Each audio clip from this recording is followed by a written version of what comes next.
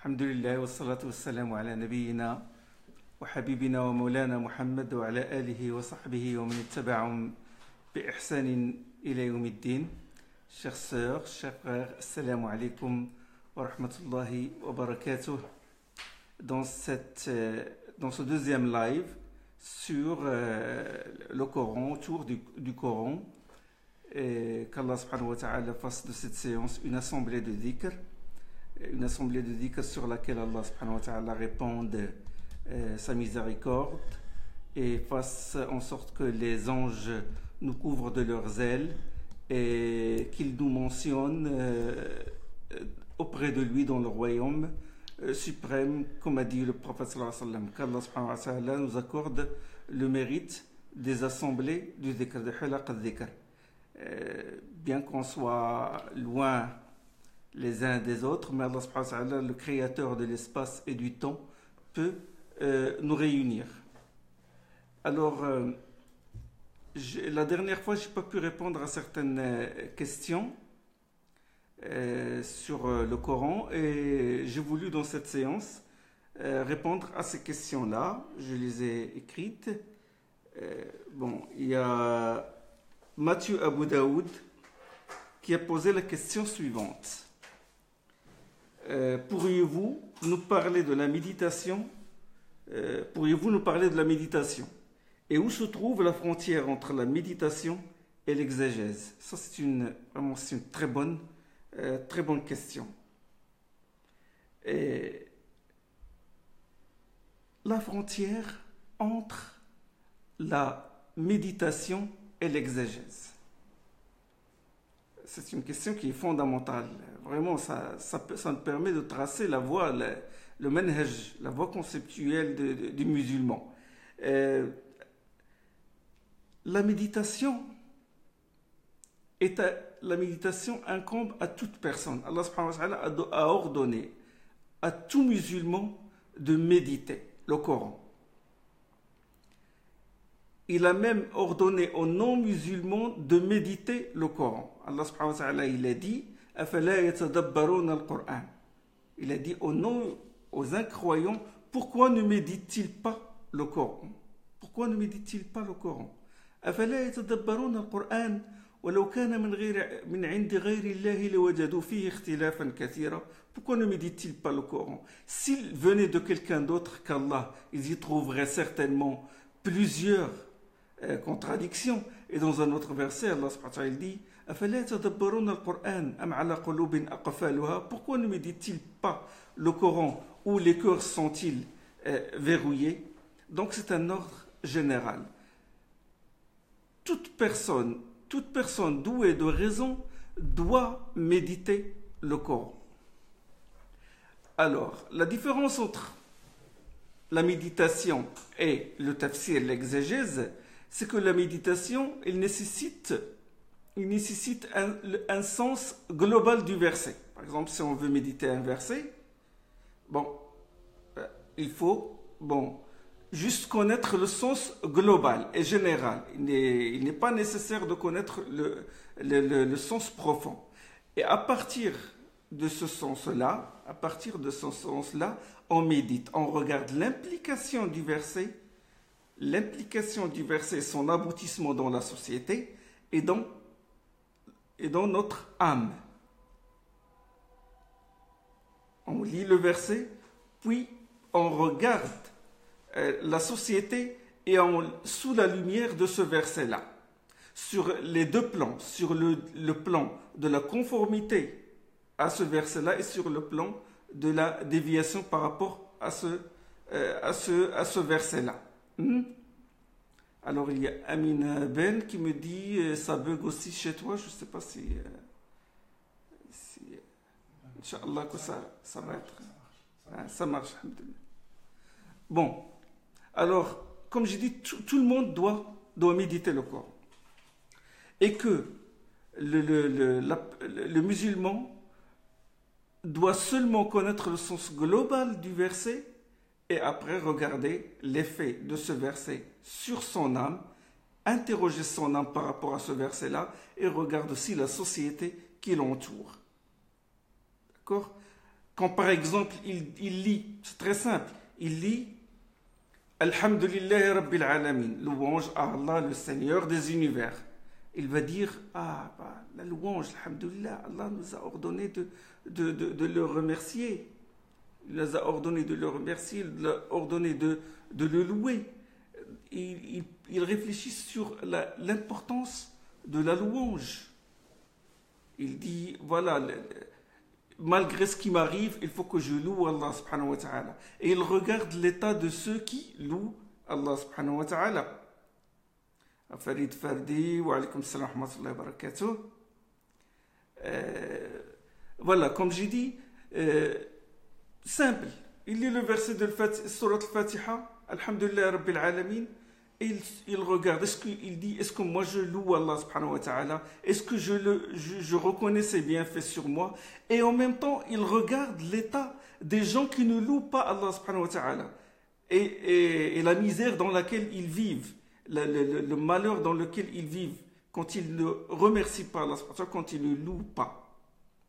Donc c'est très simple, il part à partir, le méditant, il part à partir du verset, et il l'applique sur la réalité. Et ça exige un peu d'attention, un peu de réflexion. D'accord? L'exégète, lui, c'est différent. L'exégète, bien sûr, lui, ça nécessite beaucoup d'outils. Il faut qu'il connaisse la langue arabe, il faut qu'il connaisse la grammaire, il faut qu'il connaisse les règles de l'exégèse, il faut qu'il connaisse les règles de l'interprétation, la syntaxe, la sémantique. Et l'exégète, qu'est-ce qu'il fait? Lui, il rentre dans le texte. Le méditant, il entre dans la réalité et dans son âme. L'exégète, il a des outils, il les utilise pour la compréhension du texte. Il s'approfondit dans le texte coranique.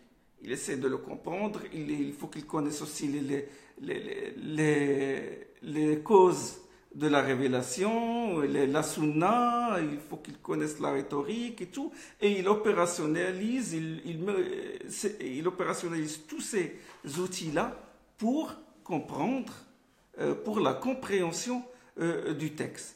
Bon, c'est là la différence entre la méditation et l'exégèse. Tout le monde est tenu de méditer. Il faut juste qu'il comprenne le sens global du verset.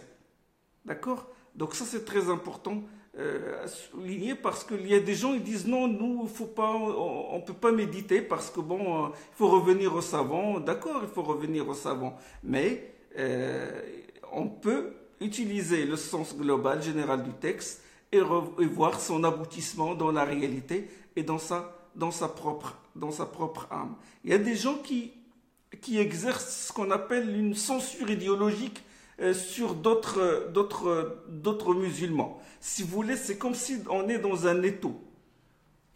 La première mâchoire de cet étau, c'est qu'on vit dans un monde, je peux dire que c'est une jungle attentionnelle. C'est-à-dire qu'on est bombardé par des publicités et tout qui nous empêchent de méditer, qui nous empêchent de réfléchir.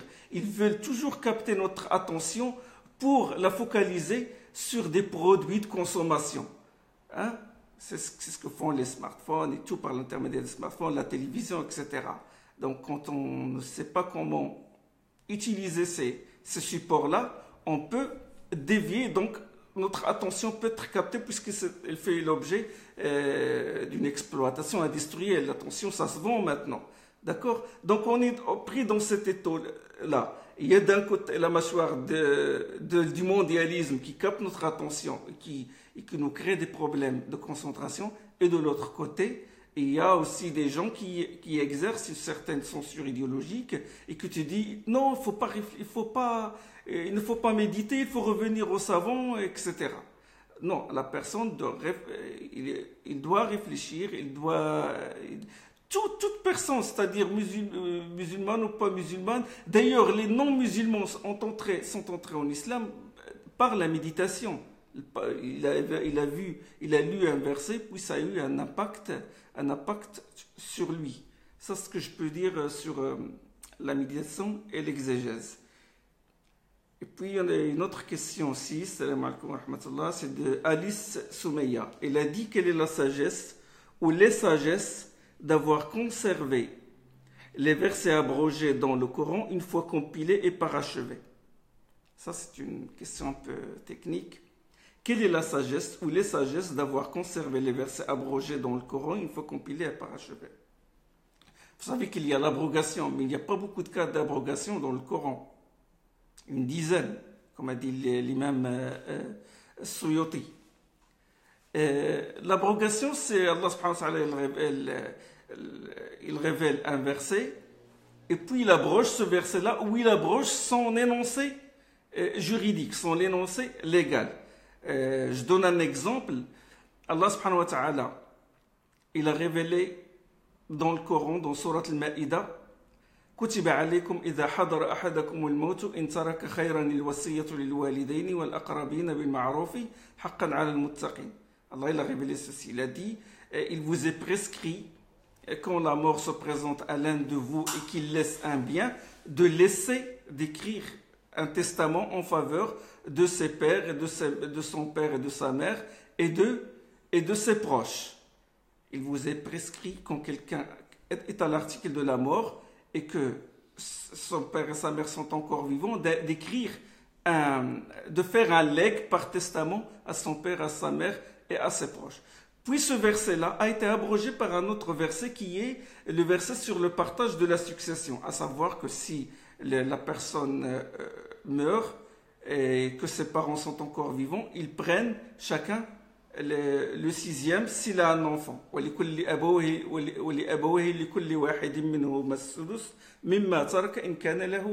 Ça c'est dans Surat An-Nisa. Donc ce verset-là sur le partage de la succession, il a abrogé l'autre verset sur l'obligation de faire un legs. D'accord? Ça c'est un exemple d'abrogation. Et la question c'était, quelle est la raison, quelle est la sagesse d'avoir laissé d'avoir conservé ces versets-là, tout en sachant que leur énoncé juridique, ça y a été abrogé, il existe dans le Coran. Premièrement, déjà dans la question d'avoir conservé les versets abrogés, c'est que le Coran, du début à la fin, il a été révélé par Allah subhanahu wa ta'ala. Et rien n'a été ajouté, rien n'a été omis. Quand Uthman radiyallahu ta'ala, il a réuni le Coran, il n'a rien ajouté, rien omis. D'accord?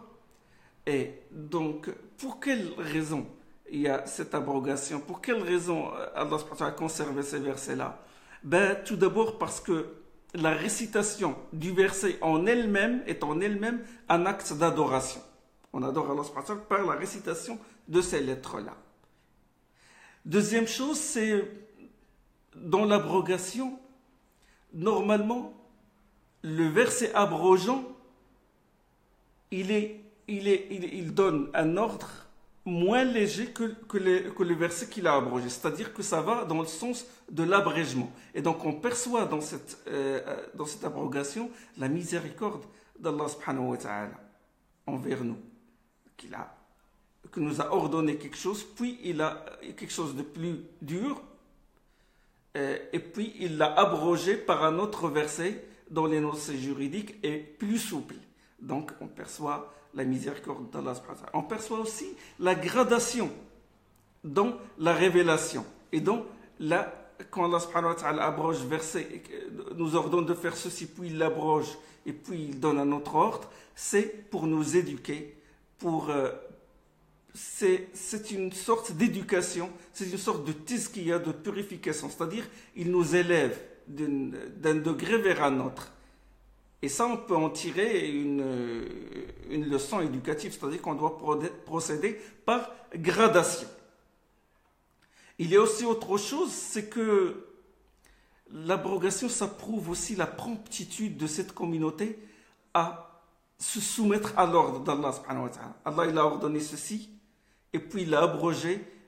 Il nous a dit, non, maintenant vous devez observer cet autre verset, et nous soumettons directement. Comme ce qui s'est passé par exemple pour le changement de la Qibla. La Qibla était en direction de Jérusalem, de Beit al-Maqdis. Et puis, ça a changé. Et à Médine, quand cette révélation est descendue, il y a une personne qui est allée de la mosquée du prophète sallam jusqu'à l'autre mosquée, une autre mosquée qui n'a pas encore été au courant de cette révélation du changement de la Qibla vers la Mecque. Et la personne, il est entré et il a dit, Allah subhanahu wa ta'ala, il a fait descendre la révélation à son prophète, à savoir que vous devez changer la direction de la prière de Bayt al-Maqdis vers la Mecque. Et tout en priant, ils ont changé de direction. Donc, ça prouve la promptitude de la communauté aux ordres d'Allah subhanahu wa ta'ala. Donc, ça, ce sont certaines sagesses qui résident dans la question de l'abrogation. Oui, la réinterprétation. Je voulais revenir à cette question de la réinterprétation. Si on entend par la réinterprétation l'interprétation du Coran selon d'autres principes, selon d'autres règles, et de révolutionner ou de bouleverser les anciens principes, alors on va le faire n'importe quoi. Pourquoi? Parce que l'exégèse, l'explication du Coran, ça se transmet. C'est-à-dire que le prophète sallallahu alayhi wa sallam est le premier qui a expliqué le Coran par la sunna, par ses gestes, par Majid ben Tariq, wa alaykum salam wa rahmatullah. Alors, le prophète sallallahu alayhi wa sallam a reçu comme révélation le Coran et il a reçu comme révélation la sunna. Et lui-même l'a dit. Et d'ailleurs, le Coran, il le dit. Allah subhanahu wa ta'ala, il dit nous avons fait descendre sur toi le kitab, le livre, et la hikmah. Et la hikmah, c'est la sunna. Et il a dit ce qu'Allah subhanahu wa ta'ala vous a révélé, vous a apporté. Alors prenez-le. Est-ce que ce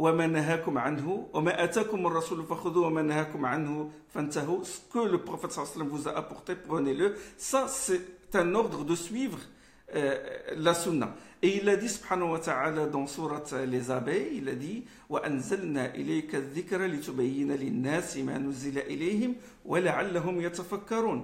Allah il a dit, nous avons fait descendre sur toi le dhikr pour que tu explicites aux gens, pour que tu leur exposes clairement ce qui leur a été révélé. Donc l'exposé du Coran, du dhikr, se trouve dans la sunna. Et la sunna nous a été transmise. Et donc, la première exégèse, première explication a été faite par le prophète sallallahu alayhi wa sallam. Il a donné les bases.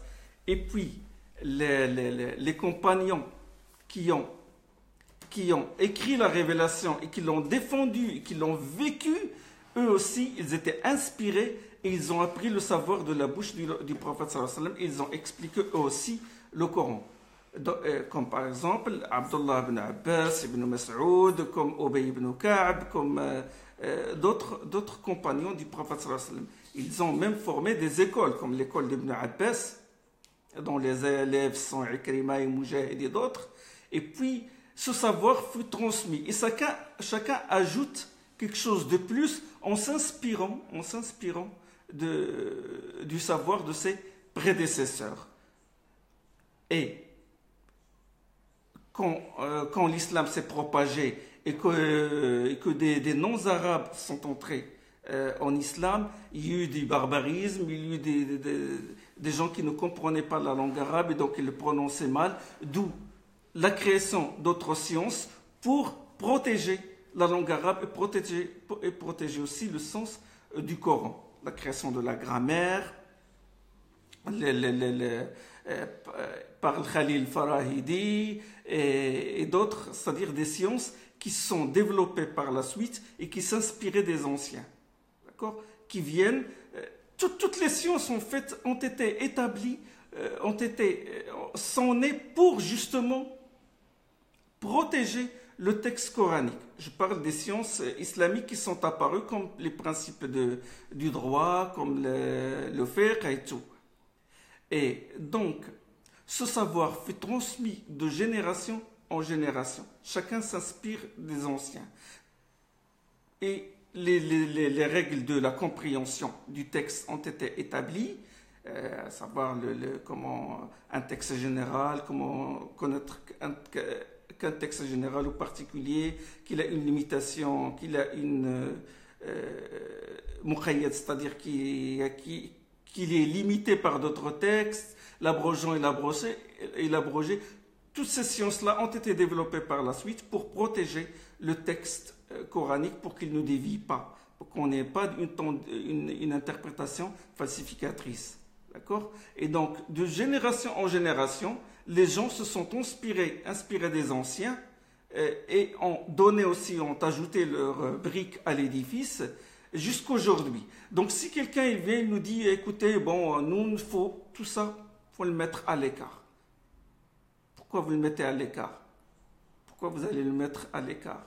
C'est la base. Et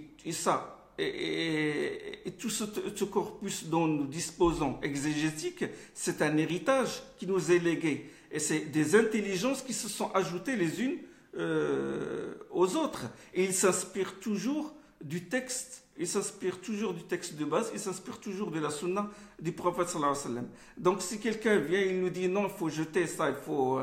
qu'est-ce que tu veux jeter? Qu'est-ce que tu veux jeter de ce patrimoine?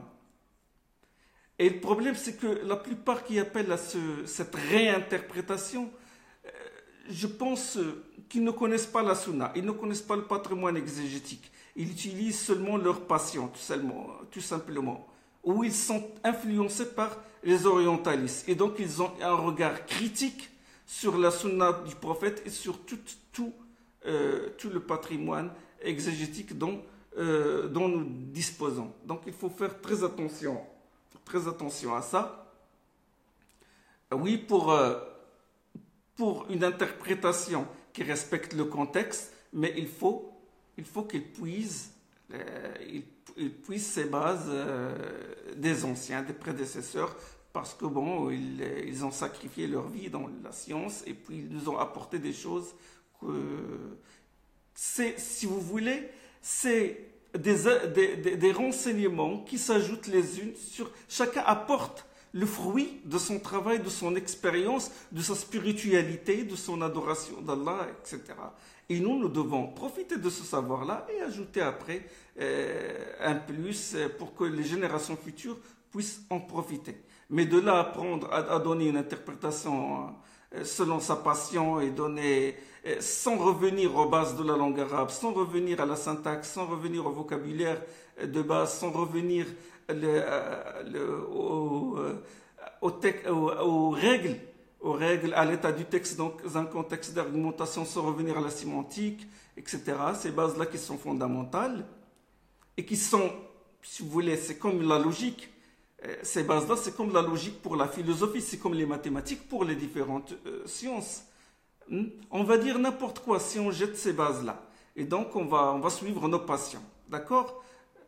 C'est comme quand j'ai entendu dernièrement quelqu'un qui explique Gog et Magog. Il dit Gog et Magog. Gog, c'est les États-Unis. Et puis Magog, c'est la Grande-Bretagne. Je ne sais pas quel autre pays. Hein.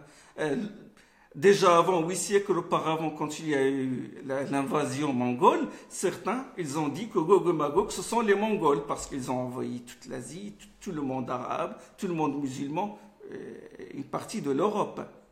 D'accord? Donc, il faut se méfier de ce genre d'interprétation tendancieuse et surtout d'interprétation qui s'inspire surtout des œuvres des orientalistes. Alors voilà ce qu'il en est de la réinterprétation. Oui, il y a une question sur le lien de correspondance entre Karim Nejari qui a posé la question suivante: lien de correspondance entre la fin de la sourate Al-Qamar et le début de la sourate Ar-Rahman.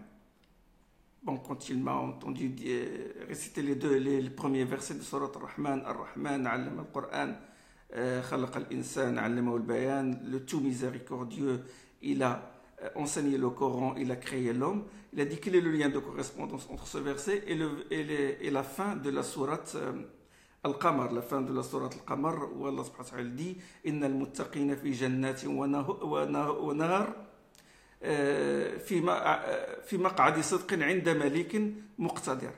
Les pieux seront dans des jardins et au milieu de ruisseaux, sur un siège de véridicité auprès d'un souverain omnipotent. Il dit quel est le lien de correspondance. Très bonne question parce qu'il parle de lien de correspondance entre les sourates. Et ça, c'est une science en fait. C'est une science, c'est ce qu'on appelle ilm al-munasabat. Et c'est une science, elle est propre aux grands exégètes. Mais bon, je peux dire que la fin de la sourate Al-Qamar, Allah subhanahu wa ta'ala, il parle des gens du paradis, où il parle du souverain, qui seront près du souverain omnipotent. Allah subhanahu wa ta'ala, il est omnipotent. Et cette omnipotence ne s'accomplit que si elle est imprégnée, elle est marquée par la miséricorde. Donc Allah subhanahu wa ta'ala, il est omnipotent et miséricordieux. C'est ça, c'est pourquoi que dans le verset, la sourate qui a suivi, la sourate Ar-Rahman, il a dit Ar-Rahman allama al-Qur'an. Ça veut dire que là, il a ajouté un attribut à un autre. Bon, c'est ce que je peux dire là-dessus. Sinon, là, cette science, elle est propre aux grands exégètes. Et rares sont les savants qui se sont intéressés à cette science qui est les liens de correspondance entre la fin d'une sourate et le début d'une autre sourate, liens de correspondance entre le début d'une sourate et la fin de la même sourate. Je le renvoie au livre Nadm al-Durar de l'imam Burhanuddin al-Biqa'i. C'est lui qui s'est intéressé à ça. C'est une très belle, elle est vraiment passionnante cette science-là. Et c'est extraordinaire parce que le prophète sallallahu alayhi wa sallam, il a reçu la révélation. Il a reçu la révélation. La première révélation, c'était Sourate Iqra. Sourate Al-Alaq. Iqra bismi rabbika alladhi khalaq. Lis au nom de ton Seigneur qui a créé. Il a créé l'homme à l'aide d'une adhérence. Et puis après, il a révélé, Allah subhanahu wa ta'ala a révélé à son prophète Noun wal qalami wa ma yasturun. Ça, c'est l'ordre de descente de révélation. Mais le Coran ne respecte pas cet ordre-là. Le Coran ne respecte pas cet ordre-là. Il respecte un autre ordre parce qu'Allah subhanahu wa ta'ala, il envoie Jibril au prophète sallallahu alayhi wa sallam, il lui dit de mettre tel verset à telle place. Par exemple, la sourate al-Fatiha, elle est sourate l'ouverture, elle est l'introduction du texte coranique. Elle est au début du Coran, mais il n'a pas été révélé au début. Il n'a pas été révélé. Ce n'est pas la première sourate qui a été révélée. La première sourate qui a été révélée, oui, il dit Abdallah Wanshari, il a dit, il me semble que c'est Burhanuddin al-Biqa'i qui était le premier à écrire dans ce domaine. Mais en fait, je ne sais pas, mais lui, il est vraiment, c'est-à-dire l'exégète qui a excellé dans cet art-là. Burhanuddin al-Biqa'i al-Dimashqi. Oui, je disais que l'ordre de révélation, quand on lit le Coran, quand on ouvre le Coran, la première sourate, c'est la sourate al-Fatiha. Mais dans l'ordre de la révélation, il n'a pas été révélé au tout début. D'accord? Elle a été révélée à la Mecque, mais elle n'a pas été révélée au tout début. Elle est suivie directement de la sourate al-Baqarah, de la sourate al-Abash. Alif Lam Mim, dhalika al-kitabu la rayba fihi. Et cette sourate-là, elle a été révélée plus tard à Médine. Et pourtant, les deux sourates, quand on les lit, subhanallah, il y a un lien de correspondance. Et ça, c'est une preuve de l'inimitabilité du Coran. Le prophète a reçu le Fatiha à la Mecque. Et des années plus tard, il a reçu la sourate al-Baqarah. Et Allah a révélé au prophète de mettre la sourate al-Baqarah à côté de la sourate al-Fatiha. Et quand on lit sourate al-Fatiha, à la fin, il dit Ihdina as-sirata al-mustaqim, guide-nous sur le chemin de la rectitude. Guide-nous sur le chemin de la rectitude. Et juste après, dans sourate al-Baqarah, Allah subhanahu wa ta'ala, il dit Alif Lam Mim, dhalika al-kitabu la rayba fihi, Alif Lam Mim, voilà le livre que nul doute n'entache, une guidance pour les pieux. Donc, c'est comme s'il répondait à la question qui est dans dans la sourate al-Fatiha, à l'invocation, en nous demandant à Allah de nous guider. Guide-nous sur la voie de rectitude. Et puis, juste après, quand on lit sourate al-Baqarah, Allah subhanahu wa ta'ala dit, la voilà la guidance, elle est là. D'accord? Et donc, cette science de l'munasabat, des liens de correspondance, comme j'ai dit, se trouve dans les livres de l'Biqa'i. C'est une science qui est vraiment difficile un peu, c'est-à-dire qu'elle est propre à des exégètes qui sont très compétents. Alors ça, pour ce qui est bon, il y a une question sur le chiffre 7. Une question sur le chiffre 7, j'ai répondu vaguement la dernière fois. Et bon, il est vrai que dans le Coran, bon, le chiffre 7 se répète beaucoup, comme sur al-Fatiha, Allah subhanahu wa ta'ala, il l'a appelé les 7 litanies, sab' al-mathani, les 7 versets, et les 7 cieux, les 7 terres, les 7 jours de la semaine. C'est vrai que ça se répète, mais bon, la sagesse, Allahu a'lam. Seulement, je peux dire une chose, c'est que les Arabes d'avant l'islam, quand ils utilisent le 7 et 700 et 7000, c'est pour dire qu'une chose, elle est très nombreuse.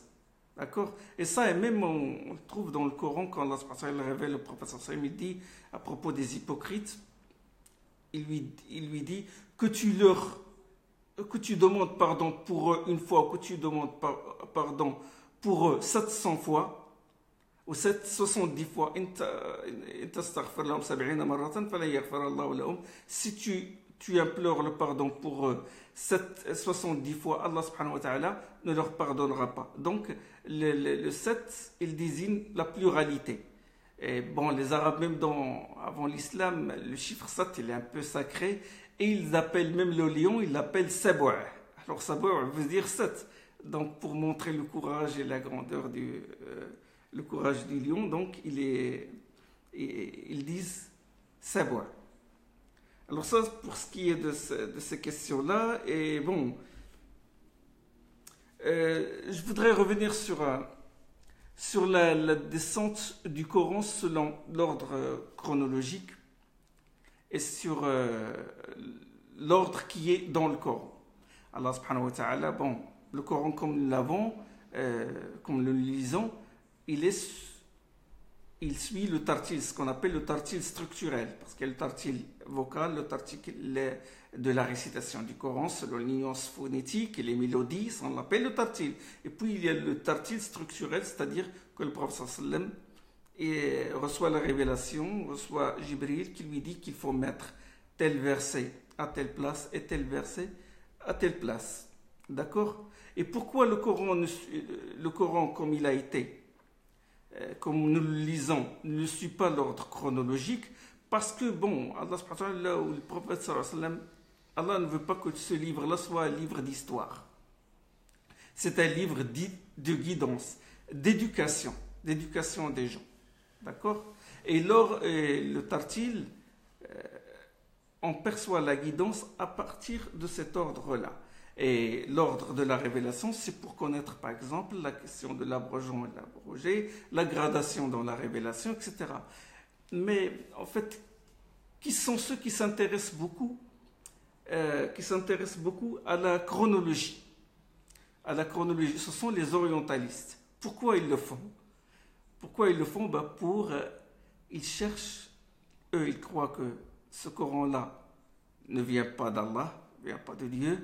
Donc c'est le Mohammed qui l'a écrit, et donc il cherche la lacune dans sa vie, parce que dans une vie, la personne, il change de principe, il change d'avis, il a des faiblesses et tout. Donc il cherche la moindre lacune dans la vie du prophète sallallahu alayhi wa sallam. Et il donne une interprétation selon le contexte. Il veut limiter, étouffer la révélation pour qu'elle soit interprétée selon le contexte bédouin.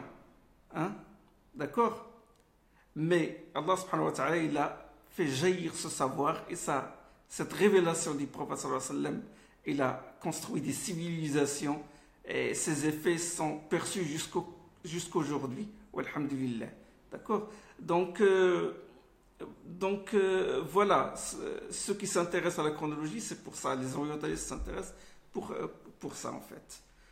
Nous, ça nous intéresse parce que on perçoit, on apprend la gradation dans les ordres d'Allah subhanahu wa ta'ala, comme l'interdiction du vin, par exemple. Comme il était au début, Allah subhanahu wa ta'ala a dit qu'il y a du bien, des bénéfices dans des bénéfices dans le vin, il y a des ithms, des péchés et des dégâts, mais le péché et les plus grands prévaut sur les bénéfices. Sur le bénéfice, ça veut dire qu'on le vend, on achète, etc. Et puis après, Allah subhanahu wa ta'ala a ordonné aux croyants de ne pas prier alors qu'ils ont bu du vin, et à la fin, Allah subhanahu wa ta'ala l'a interdit définitivement. Donc il y a une gradation, une tazkiya. Et aussi l'ordre, la chronologie, ça nous apprend aussi que la personne doit se construire, doit méditer, doit construire sa personnalité, doit s'éduquer, et après, c'est-à-dire ce qui lui facilite de se conformer par la suite aux prescriptions d'Allah subhanahu wa ta'ala. Donc, l'ordre chronologique, il y a la période mécoise et la période médinoise. La période mécoise, il y a la foi le jour dernier, il y a la croyance, le tawhid, l'unicité d'Allah subhanahu wa ta'ala, il y a les histoires des prophètes, il y a les exemples, il y a les signes. Allah subhanahu wa ta'ala parle des signes de la création des cieux et de la terre. Et il y a les histoires des prophètes, comme j'ai dit. Il y a les paraboles qui appellent à la raison. Il y a l'appel à la raison dans la plupart des versets du Coran, surtout dans la question d'une unicité, où il demande aux détracteurs, il demande à ceux qui nient l'existence d'Allah d'apporter leurs preuves, apportez vos preuves si vous êtes véridiques. Ça, on le trouve beaucoup dans le Coran. Les raisonnements rationnels, les raisonnements, cet appel à la raison, afala ta'qiloun, pourquoi ne réfléchissez-vous pas, pourquoi ne méditez-vous pas, ça se répète beaucoup dans le Coran, surtout la partie qui est mécoise, et aussi l'éducation de soi. Donc toute la période mécoise, ça sert à quoi? À éduquer le musulman, à le soutenir, à lui dire que tu dois embrasser la foi, et si tu subis des épreuves, des peuples avant toi ont subi les épreuves. Et puis il y a beaucoup l'histoire des prophètes et aussi l'histoire de Adam, pour que la personne connaisse son origine, que Adam alayhi salam, Adam à qui Allah subhanahu wa ta'ala a inspiré, a appris les noms de toutes choses, donc lui a appris le savoir. Ça veut dire que Adam, il est doté de la faculté d'acquérir le savoir, et lui a demandé d'apprendre aux anges les noms de toutes choses. وعلم آدم الأسماء كلهم ثم عرضهم على الملائكة فقال أنبئوني بأسماء هؤلاء. Il a dit à Adam d'exposer aux anges les noms, le savoir qu'il a acquis. Donc il a la faculté de transmettre ce savoir-là. Puis il a fait entrer au paradis, puis il a subi les épreuves, et il est descendu du paradis vers la terre, et il a surmonté des épreuves pour nous montrer que notre Père, il a la faculté de savoir, la faculté d'acquérir le savoir, la faculté de transmettre le savoir, et la faculté de surmonter les échecs et les épreuves. D'accord? Il a désobéi à Allah subhanahu wa ta'ala, il a mangé de l'arbre du paradis, mais après il a surmonté. Il est revenu à Allah subhanahu wa ta'ala. Donc dans notre vie, ils sont comme ça. On acquiert le savoir, on le transmet, et on surmonte les épreuves et les échecs, etc. D'accord? Donc ça sert à nous construire. Les histoires des prophètes, ça nous sert. Donc toute la période mécoise, c'était comme ça. C'était pour construire le croyant. Il n'y avait pas l'ordre de prier, il n'y avait pas l'ordre de faire le pèlerinage, il n'y avait pas tout ce qui est mu'amalat, les règles qui gèrent les opérations commerciales, tout ce qui est partage de succession, toutes les lois, ils n'ont été révélées que plus tard à Médine. Mais à la Mecque, le gros travail, c'était la construction de l'homme. La construction, son initiation à se concentrer, à méditer, à penser. Concentration, méditation, implication. D'accord? Nous vivons aujourd'hui dans une société où on essaie de nous voler notre concentration, voler notre méditation. Donc la période mécoise, c'était pour ça, pour construire le croyant et le prédisposer après à recevoir les prescriptions d'Allah, les ordres d'Allah, de prier, de faire le pèlerinage, de faire des zakat, etc. Après, bon, quand les croyants ont été construits, les autres ordres, les prescriptions de l'islam ils les ont observées avec une grande facilité.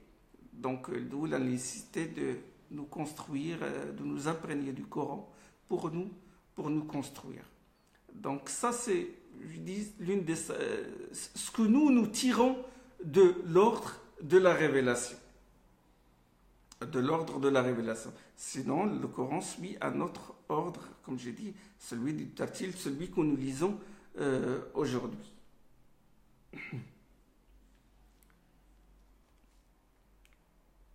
Bon, je ne sais pas s'il y a d'autres questions. Il y a beaucoup de questions. Oui? Il y a beaucoup de questions. J'ai pas. Alors, je vous les cite et vous. Alors, Assalamu alaikum, d'Abou Rayyan Debreda. La dernière fois, j'avais demandé pourquoi le Mehdi et Dajjal ne sont pas mentionnés dans le Coran.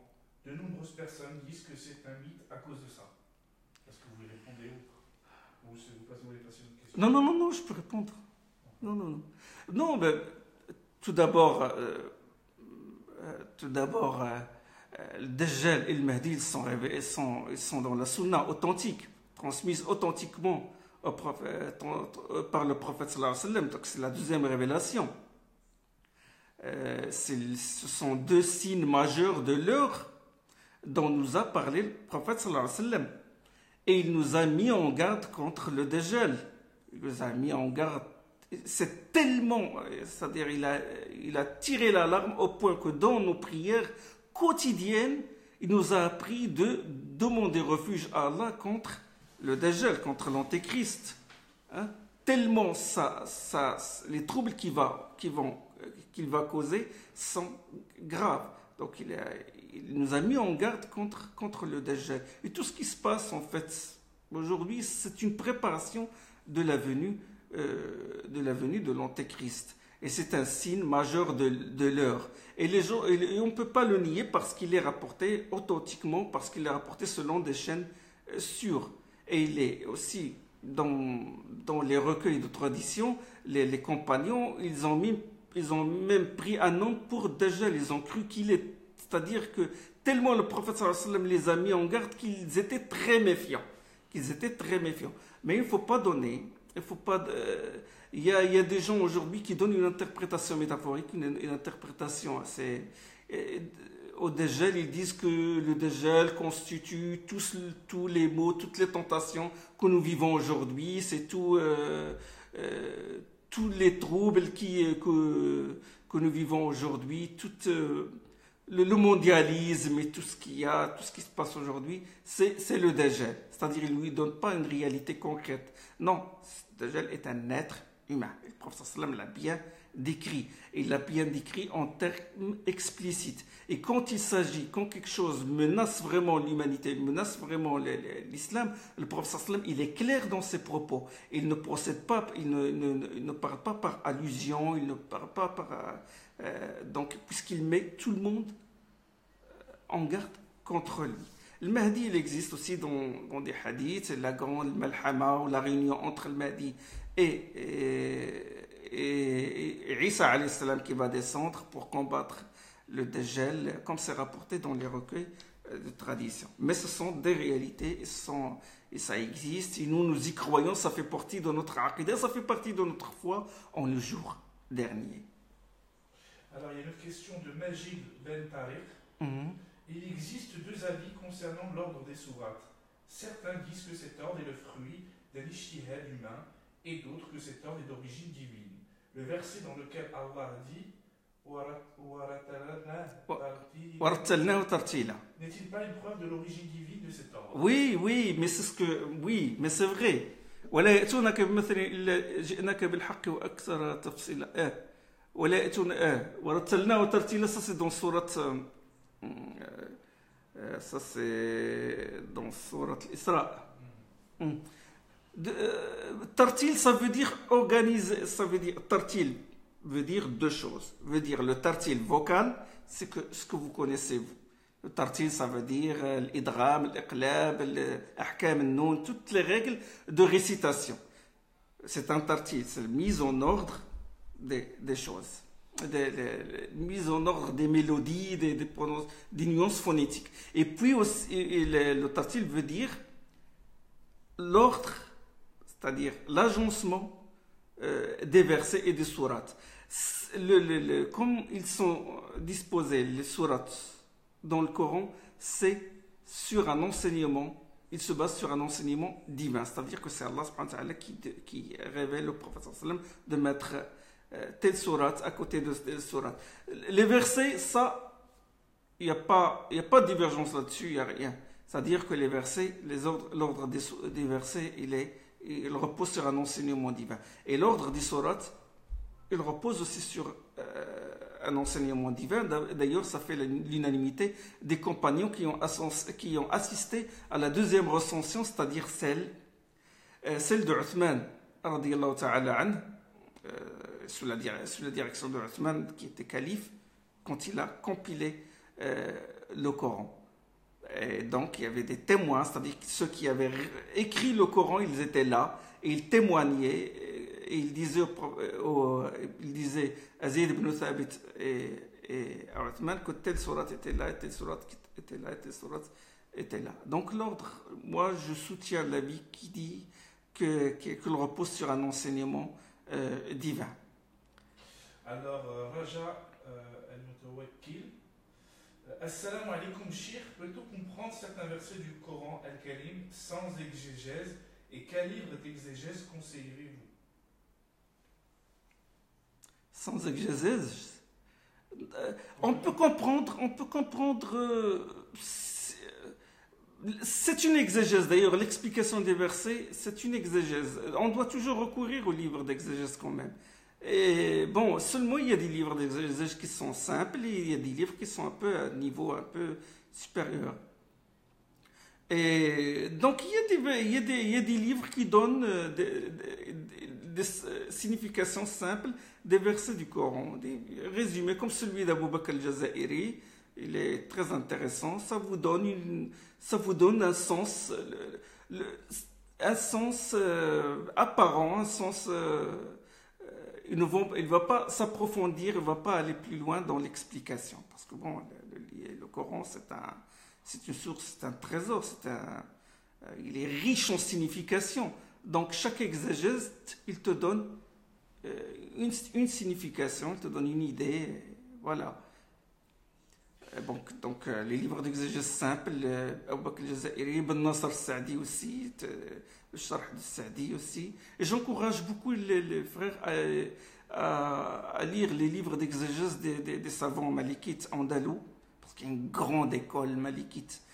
Allah, c'est un problème, nous, c'est pas ce qui nous est arrivé, on a négligé ce patrimoine-là. L'imam al-Qurtubi, Abu Hayyan al-Andalusi, Ibn Juzzi al-Gharnati, tous ces géants-là, ils ont donné beaucoup de choses. Cette école-là andalouse, il a donné beaucoup de choses à l'exégèse coranique. Et une autre question de Eva Devitré. Quelle est la récompense de la lecture de Coran en français étant non arabophone? Quelle est la récompense de la lecture du Coran en français étant non arabophone? C'est la personne qui lit des traductions en français. Des traductions, c'est des traductions, donc la traduction du sens.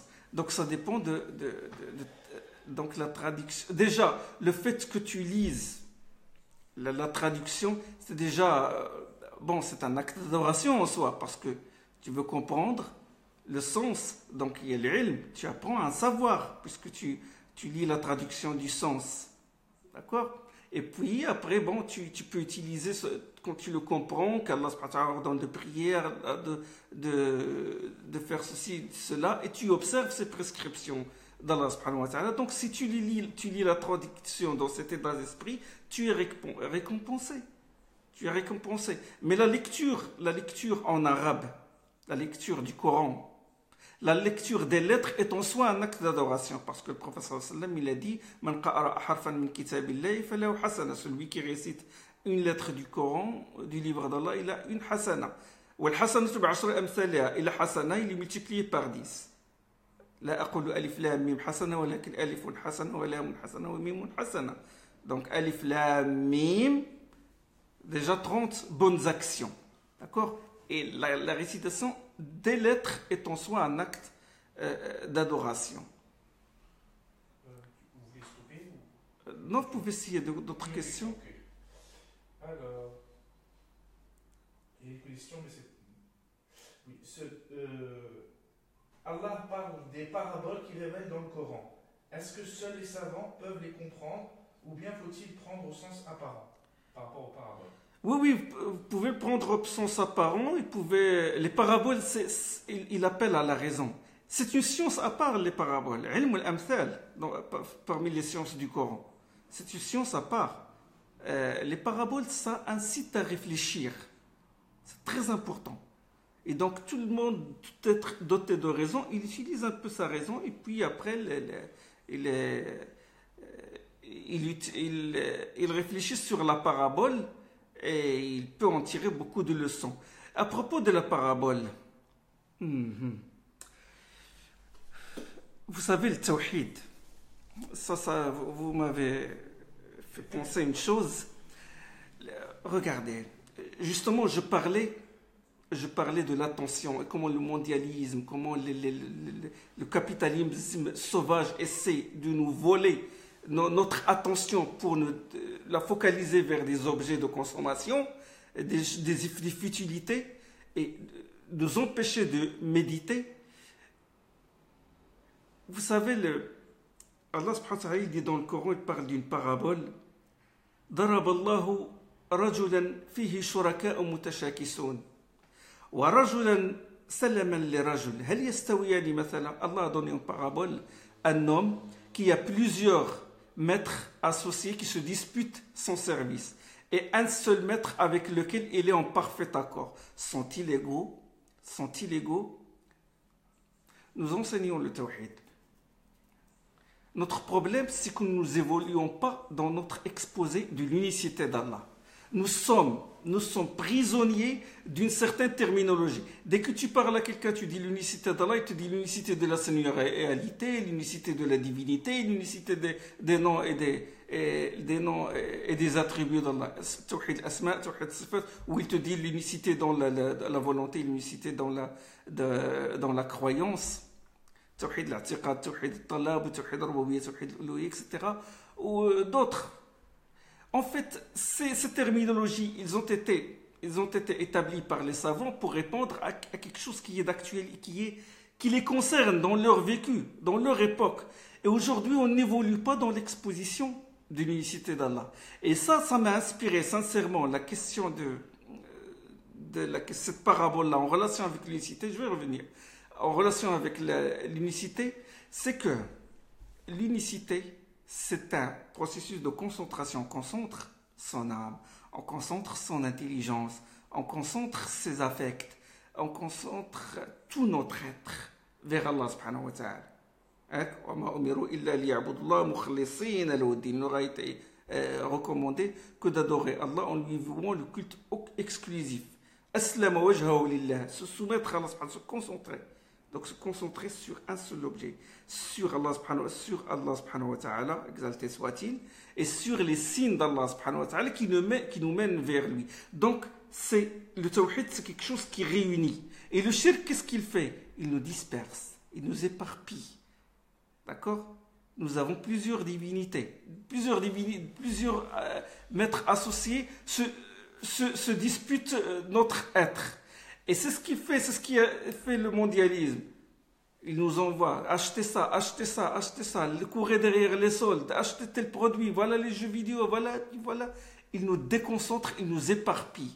C'est le cas, cette parabole, elle s'applique, qui se trouve dans Surat Az-Zumur, daraballahu mathalan rajulan fihi shuraka mutashakisun. C'est ce qui nous arrive dans notre société. Plusieurs associés, ils se disputent, cette personne-là. Non, il faut que tu me regardes. Il veut attirer ton attention vers lui pour t'acheter. On est devenu des produits consommables. D'accord? Et Allah subhanahu wa ta'ala a voulu que nous concentrons notre être vers lui. Moi, j'ai dit, Inch'Allah, il faut qu'il y ait des savants qui exposent l'unicité d'Allah de cette manière. Parce que bon, on se limite, le shirk, ça veut dire adorer des tombes. Pas seulement adorer des tombes en dehors d'Allah.